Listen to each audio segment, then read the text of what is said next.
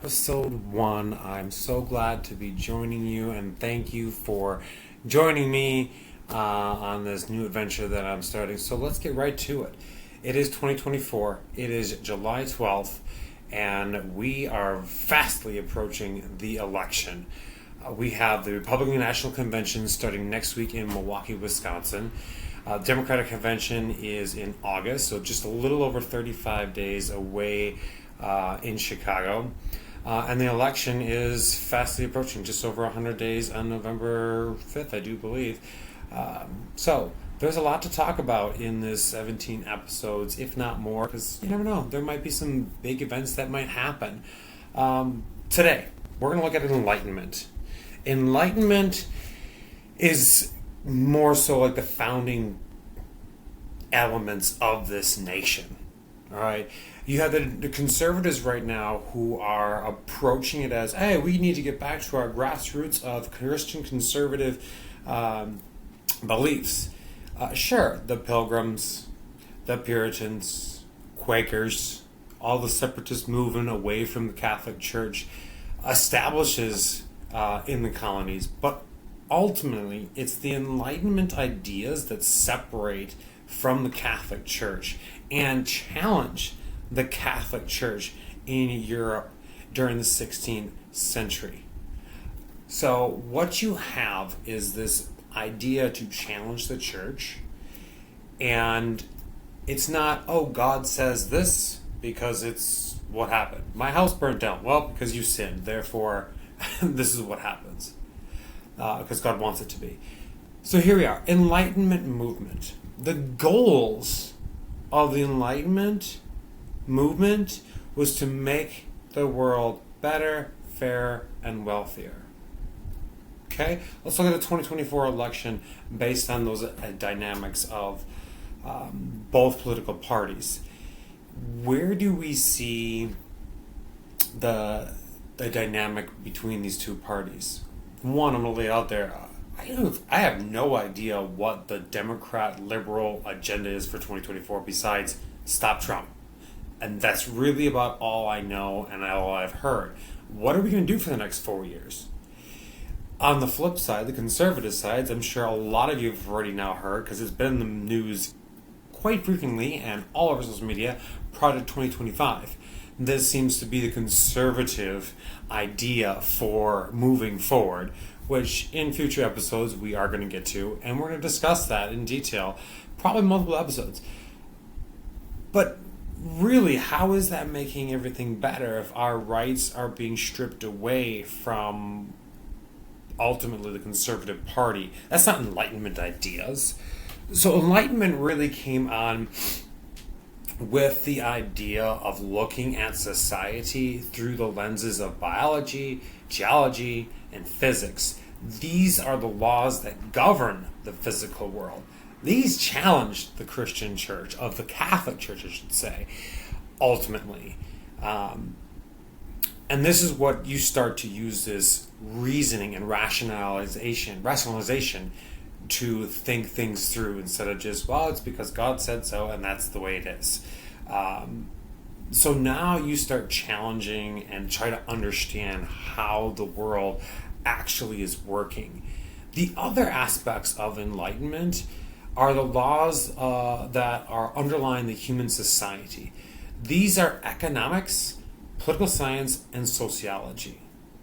These 6 founding principles moved our civilization as humans to the next step. Think about how much has changed since basically the 1600s, when the Enlightenment movement starts and gets into the 1700s, how much we've advanced in society and technology because we're trying to understand the world. The perspective I bring here is, it seems like the conservative movement wants to go backwards on this whole Enlightenment idea. Let's get back to theology. We got to get back to the grassroots of Christianity beliefs. We need that in center of the family whole. It's like the Great Awakening. My God, what is this? Jonathan Edwards coming in to scare us with fear tactics of brimstone and fire constantly? That's the Great Awakening of the 1740s. We're going to get to that probably next week about that whole movement of the Great Awakening. But for now, these Enlightenment ideas are inspired by certain philosophers. Anyone can be a philosopher. Anyone can bring out new ideas today, right? It doesn't have to be these ancient thinkers of Aristotle and Socrates and Plato, or John Locke, Rousseau, or Montesquieu. Anybody that has an idea to progress our society in a better way, in a fairer way, in a healthier way. Not healthy, wealthier way. Healthier is good too.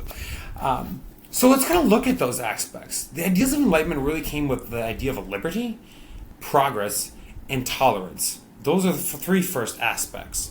Okay, so these elements, right, religious tolerance, acceptance of different ideas, the separation of the Catholic Church in the separatist movements, so we can have religious tolerances amongst everybody. Everyone can have that religious faith. It's not, I have to just follow Catholic Church because the king told me, the queen told me, and the Pope told me.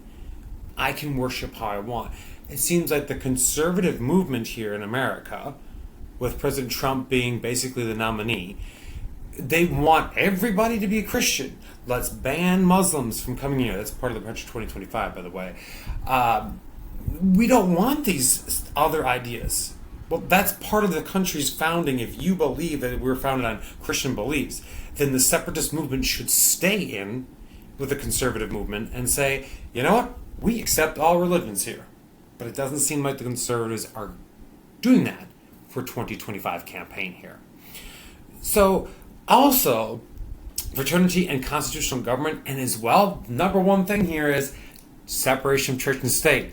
So how is it that Oklahoma passes a law that every curriculum, K through 12, has to have the Bible in it?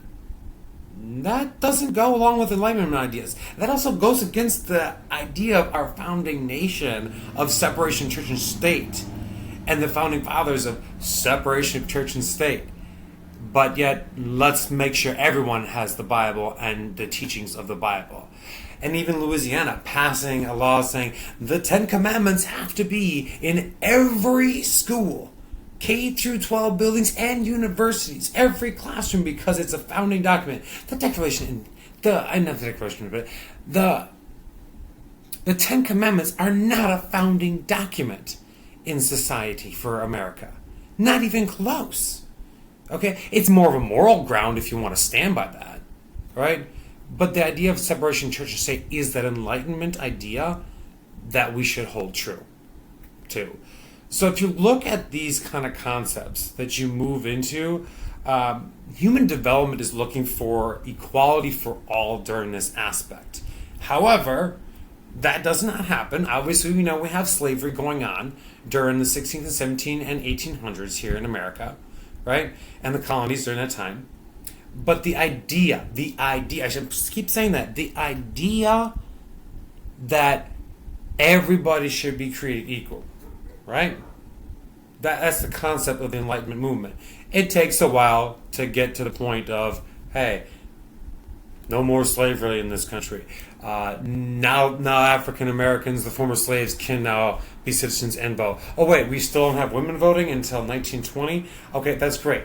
But each progress that we make, right, is part of that Enlightened movement continuing, right? We've made great strides to provide people with color, right, the rights, right, basically from this Enlightenment movement. Women, these rights, right? Different ethnic groups, different cultures. Heck, even now, the idea of this Enlightenment movement to provide LGBTQIA plus community their rights is relatively important on the spectrum of Enlightenment. But with each Enlightenment movement, there is a challenge that takes place, and there's someone that goes against it. Hopefully, ultimately, that wins out, like this Enlightenment movement of the LGBT community to get some actual rights to. It takes a while. Hopefully it doesn't take another 100 years. But that's the essential concept we are going to get to. So, with that, you've got a couple philosophers that are so key and so important to this Enlightenment movement that sets up the nation where we're at. You have Montesquieu, who delivers the idea of separation of the powers of the branches of government into the judicial, executive, and legislative branches. That's key. That's the founding principles of this government. However, we don't want too much power in one branch of government. So what do? That's the idea of despotism. So right now we just had a Supreme Court ruling that granted the president immunity. Well, that goes against the Enlightenment idea of this founding nation of separation of powers. It seems like we are shifting towards that. If you look at the Project 2025, they want more power in the executive branch. That does not base on our Enlightenment ideas of this country of separation of powers. You also have Rousseau, who introduced the social contract. Right? This idea is that liberty is achieved when individuals follow the best for their entire community. Let me say that again. Entire community, rather than their own self-interests. That's not socialism. That is an enlightened idea. And people will argue, well, that's socialism. No, it's not. That is what's best for the entire community, what's best for this entire country, not your self-interests. Capitalism is what's been driving the self-interest, and we'll get away from this social contract enlightenment. John Locke, another philosopher, comes in and adds to that social contract, saying we have natural rights of life, liberty, and pursuit of happiness. Okay? These essential concepts being built, we use these aspects in the Declaration of Independence. We change property to pursuit of happiness. I'll go into more details of that in different episodes. But ultimately, if you look at the social contract, people give up something for the protection of the rights from the government. So people, based on this definition, people agree to give up some freedoms if the government agrees to protect everyone's rights. And here's the catch, everyone, with the social contract. If the government fails to protect people's rights, people can revolt. And right now, what I see of this conservative movement, they don't want to protect our rights. Look at abortion laws that are being passed. What did the women give up in protection for what? They give up their autonomy of their body? What social contract did they give up? According to John Locke, heck, women, you have the right to vote, right to revolt against the government. Get out and vote, right? So those central concepts. So if you look at the two avenues that are there, conservative movements, they're definitely trying to violate the social contract. Take away our rights without us giving everything up. We give up some freedoms so our rights can be protected. Right? I didn't sign up for abortion laws. I didn't sign up to have the Bible incorporated into every classroom. No, absolutely not. I have the right to worship who I want under the Constitution. And now you're violating that constitutional right. Violation of social contract. Our philosophies. That we have our founding nation. Not on Christian beliefs. On philosophy, enlightenment ideas. So going forward, what exactly is the Liberal Party doing? What is the Conservative? The Conservatives has a message. They've got their plan. Liberals don't. But ultimately, we can see the writing on the wall. The Conservatives are there to violate our social contract. And quite honestly, if they can't hold up our rights, America, you do have the right to vote. You do have the right to recall your politicians and impose something new. That brings me to my final point. We should amend the Constitution probably every 100 years because times change, technology changes, our culture changes. The Supreme Court is interpreting it as a 1789 laws in modern context, and it's way outdated. It's time to rewrite our Constitution so we can fit with modern time. With that, this has been the first episode. It's brief, a lot to talk about, but I wanted to touch